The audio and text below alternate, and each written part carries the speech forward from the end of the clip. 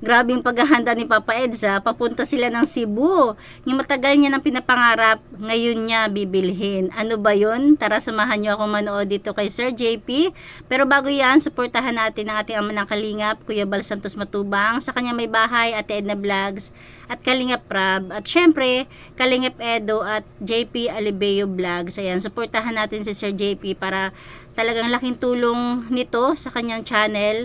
Kaya kung napansin nyo, diba, hindi naman palagi, binablog din talaga niya si Kalingap Edo dahil nakakatulong sa kanyang channel. Hindi naman lingid sa atin na si Sir JP is isang scouters, charity vlogger, kaya suportahan natin si Sir JP. Tara, panoorin natin. Kalingap, sama na naman kami ni Papa Eds dito sa SM. Ano mo ito? Matagal mo nang pinapangarap? Yes, ano kaya to? Ay, grabe. Ay, Kasi ibig sabihin talagang pinaghandaan niya rin. Ngayon niya bibilhin kasi pupunta sila ng Cebu. ay, dream come true. Grabe. Sana all. Ba't mo tayo may iwalay kasi nasa naman susi? Siyempre, driver tayo eh. At hindi ko rin naman ito iiwan mga Kalingap. Yes. Wala. Down. Ay, grabe. Oh, Dior. Dream come true. Matagal na rin pangarap ito ni, ni Yes. Papa Eds. Ano Nandyan. yan? Ay, grabe. Kabango. Mabango talaga pala. Ay, grabe. Ano to? Kung ako makaano niya. Ma'am, magkano to dito, ma'am? 9,050. Ano ra? Nagulat si Sir JP. Kakagulat, no? Grabe. 1,000 to? Grabe. Pabango. Matagal niya na pinapangarap tapos ngayon niya nabibilhin. Papunta sila ng Cebu. Syempre with baby Beyonce. Pag di pa nga nahulog si Beyonce sa sa amoy ni Edo eh. Ilan? Ano po?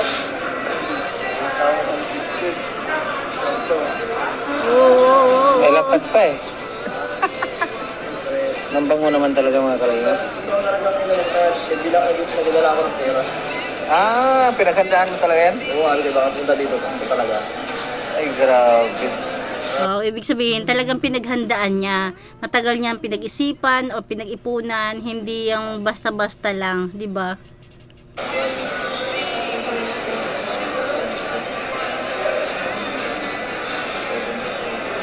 Gano'n po? 9,000. Mabibingi ba ako? Gano'n po? 9,000. Yung ganito kalaki? Ano po ba, sir? EDP o EDP? EDP. EDP? 7,600 from EDP. 7.6? Ah, OMG. Maliit na babango, 7.6. OMG, siguro kahit maligo na, kapit pa rin yung amoy. Pero matagal niya na daw itong pinaghandaan at matagal niya ng plano, matagal niya ng pinapangarap. Ah, hindi pala pareho ng presyo? Oo, mas light to, sir. Light Ito to. middle lang ng strong. Ah, Pero mas maganda yung middle lang ng strong. Para sa parang. Grabe. 9, magkano to? 9,700. 7,600 po. Tapos ganyan ng karami? 100 ml. Nagugulat si Sir JP. Kahit tayo nagugulat eh. Pero mamaya pakinggan natin si Papa Eds kung ano ba yung dahilan niya, ano bang reason niya, dahilan niya kung bakit gustong gusto niya yan. Pag ako Kasi middle siya ng pag ako makabili niyan, hindi ko gagamitin. Display ko lang. I-display lang. Grabe.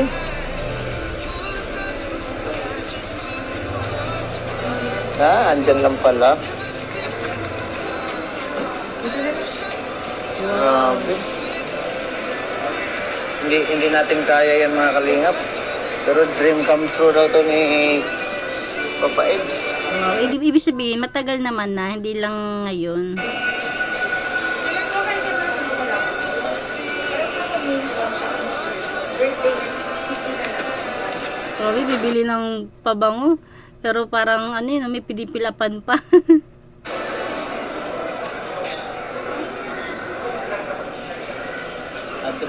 Tubig. Parang bibili ng sasakyan, no? May sinasign upan pa. At grabe ang mahal naman na pala ng ano na yan.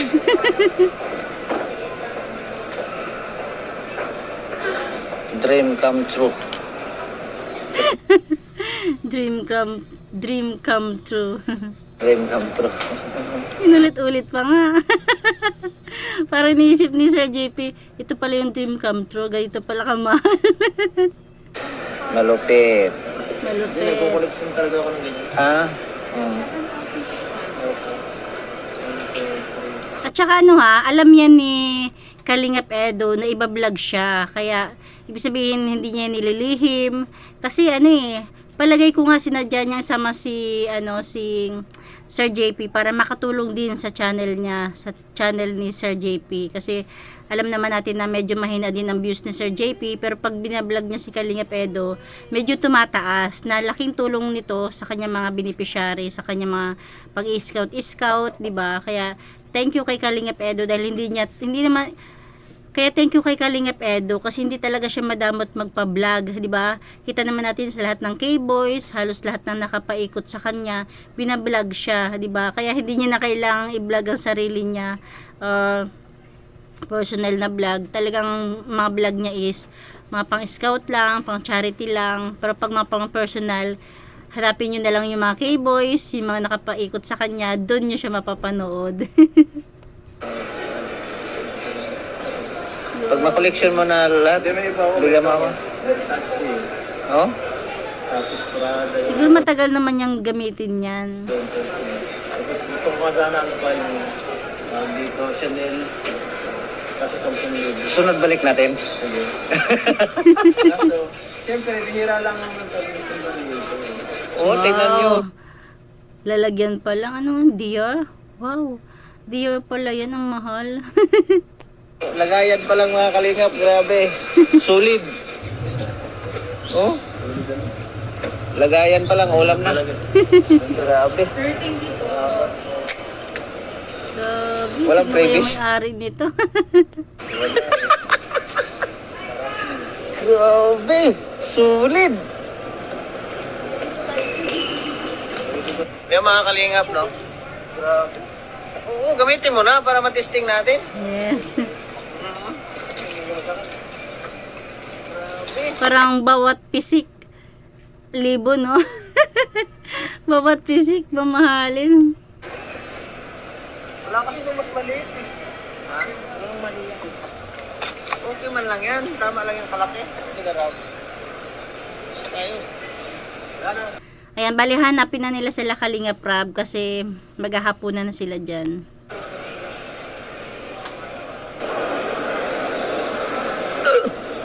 Ang bango! Sulit naman din talaga ang price talaga. Grabe. Grabe, siguro kahit nilabhan na, amoy pa rin ba? Eh, Ako magsabi kung magkano presyo ng itong papango. kung ako niya na idol, hindi ako kung ako niya na idol, hindi ako makabili, kahit may pera ako, hindi ako bibiling ganyan din. Tama na ako sa Benz lang. 'Di ba? Ganun yung mga salita talaga na kadalasan kahit ako nagsasalita rin ako ng ganyan o kahit sino, 'di ba? Talagang sinasabi na kahit pagkapera ako, di ako bibili ng ganyang kamahal kasi sayang. Oo nga naman, 'di ba?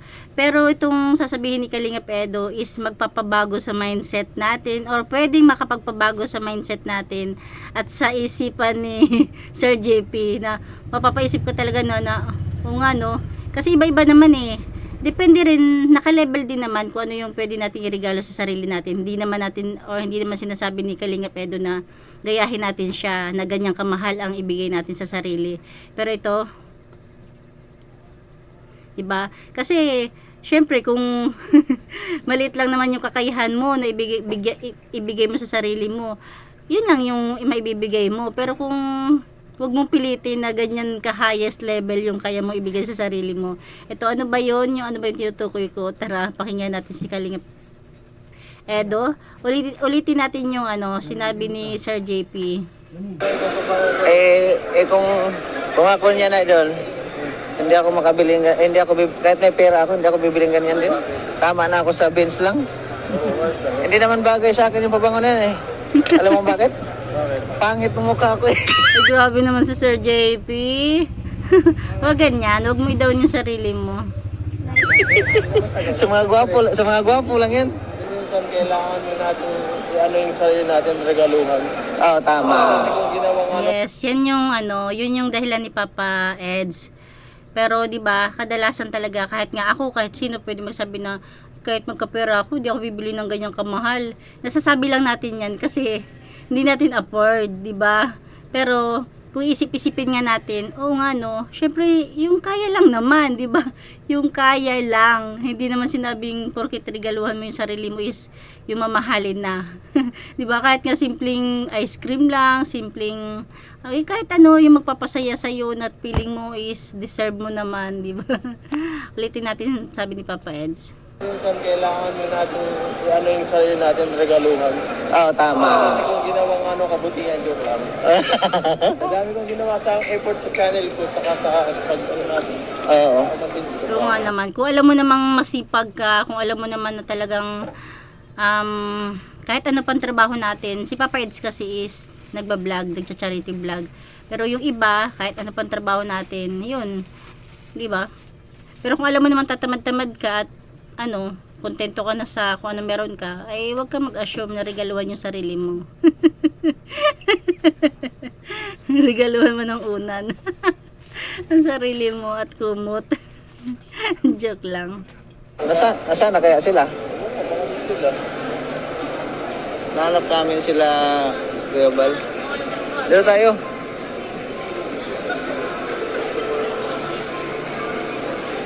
Mga kalingap, no? Yun lang ang ano ni Papa Eds na siyempre sa sacrifice ng channel, tama din, regaluhan yung sarili. Bihira lang naman to. Oo. Bihira naman to eh. Bibili din ako niyan, Papa Eds.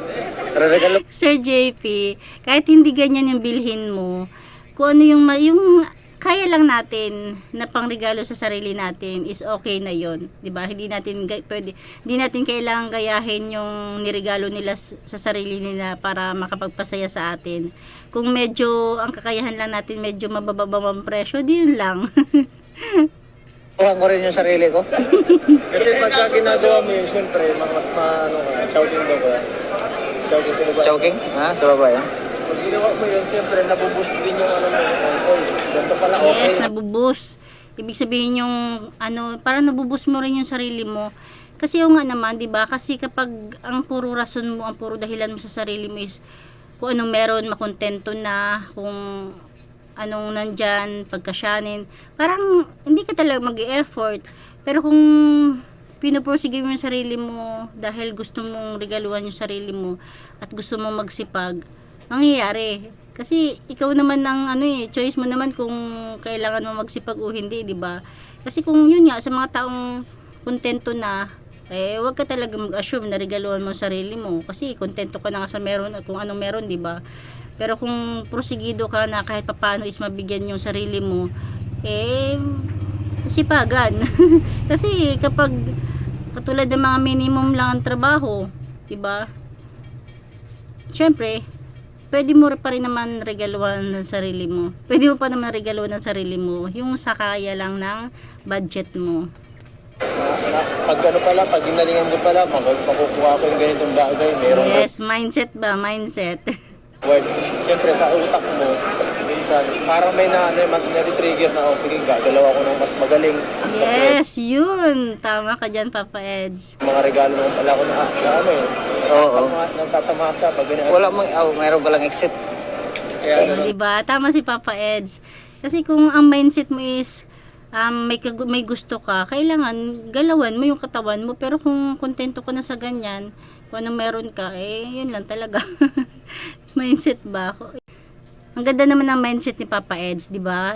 Halimbawa, nagkaroon na siya ng pamilya. Tapos, ang mindset niya is ganun. May time na, di ba, halimbawa, nag-iintriga siya sa asawa niya. May mindset siya na may time na pwede niya regaluhan yung asawa niya at saka yung sarili niya o silang dalawa, di ba? Hindi yung tipong okay lang, kontento na lang sa abot ng kita. Napunta sa may pag-aasawa. Di ba? Kasi ano eh, kung halimbawa ang mindset ni Papa Eds is yun, trabaho lang siya ng trabaho, tapos wala namang ano, di ba? Oo nga naman. Ibig sabihin, kung ang mindset niya o mindset natin is may mabili din sa sarili natin, mga extra sipagan. Ano yun, parang technique din sa ano sa utak para Yes, mindset. Ano na? magano ka, mas mag-perform Tak na sa ng isip maganda. natin. Oo. Hindi yung pwede yung palagi titipirin mo sarili mo. Pag-tagal-tagal ang panahon. Yes, so diba? Kung lalo pat kung nararamdaman mo naman lagi kang pagod, wag mong pagdamutan ng sarili mo. Ibig sabihin, pag lagi kang pagod, ibig sabihin masipag ka. Kaya, kung anong meron, kahit maliit na bagay, kahit maliit na halaga, diba? Sa simpleng habang naglalakad ka, nakita mo yung kainan, di kumain ka mag-isa. Nakita mong bagong may tsinelas, bumili ka para sa sarili. Yung kaya lang. Grabe, na ano talaga ako ay. Nabigla. Parang nabigla si Kuya JP. Parang nabigla na bago yung mindset niya. Oo nga no. Kasi yung salita niya, salita ko rin yung dati, salita na marami na, naku, kahit magkapera ako, di ako bibili ng ganyan. Pero kung minsan lang naman, okay lang yun. Kung feeling mo, regalo mo lang sa sarili mo. Pero kung palagian na, tapos kahit hindi mo kailangan binibili, ay iba na yun. Luho na yun. Ah, grabe ang mahal. Hindi, ganun ako. May ano ako, may parang, may isang buwan, mayroon akong, Regalo sa sarili mo. may mga Pero hindi naman ibig sabihin is buwan-buwan. Kailangan malaking halaga. Mapamaliit yan, mapamalaki, basta masaya siya. Yun na yung regalo. Siguro ngayong buwan, medyo pricey yung regalo ni Papa Ed sa sarili niya. Kasi nga, kahit paano is pinaghandaan niya. Matagal niya ng pangarap, o diba? Talagang pwedeng naman nakaraang buwan, simpleng ganito lang, ganyan, diba? 5,000 to 10,000, ganyan. Panggastos ko yun. Diba? Ibig sabihin, yun yung kakayahan ni Papa Eds, 5 to 10K. Pero tayo, kung kaya lang natin ng 100 to 1K, pwede. Siyempre sabi ko nga, diba, nasa ano yan, nakadepende yan sa income natin. Eh kung ang income natin is nasa 500 a day lang, tapos ang iregalo natin is 5 to 10K. Paano na? Diba? Hindi, di pwede. Mga 100 to 500 lang siguro. Baka wala pong 500, di mga 100 to 300 pesos, pwede na. Kailangan kong gastos. Pero, kung gusto mo na mas medyo malaki-laki yung gusto mo iregalo sa sarili mo, eh di sipagan natin, di ba? Mas sipagan, mas galawan para, di ba, magaya din natin si Papa Eds na medyo higher din yung pangregalo sa sarili. Sa sarili. Para at least mano, ay, okay lang pala ito. Okay yung ganito. Para mas mag-enjoy yung sarili ko. Para hindi puro trabaho.